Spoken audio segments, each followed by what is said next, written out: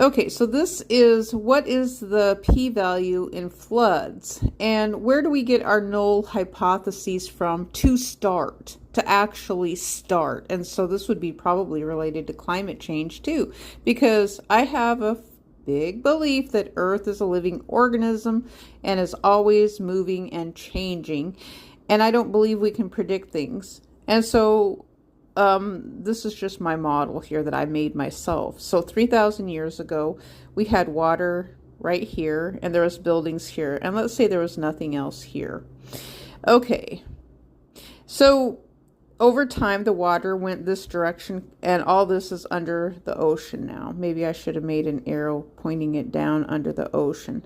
Okay, so then man moved over this direction, and so this is 2,000 years ago right here. So the water was right here. The water went this direction because whatever the earth is doing, it's following a pattern. Over 1,000-year period, hundreds of years. So this is now also underwater right here. All of this is underwater now. So man moved this direction. So the water is right here. All of this is underwater. It's in deep, deep water here. And so here we're at 1,000 years ago.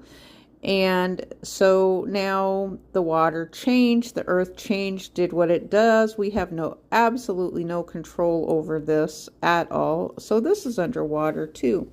Well, now we are at the year 2025. So this is where we are right now. And so we have the ocean right here, and then city, the people living is right here. And so this is still above water where we are. So eventually, whatever the earth does, it'll cycle back around. And so then one day, this will all be underwater and it will all be gone.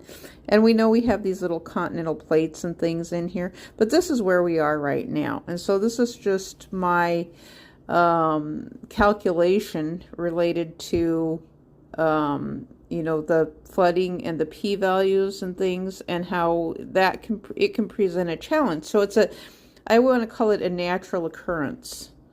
So I call it a natural occurrence. And so why should, and see, this is where it gets political though too, because the American taxpayers as insurance providers, which is FEMA.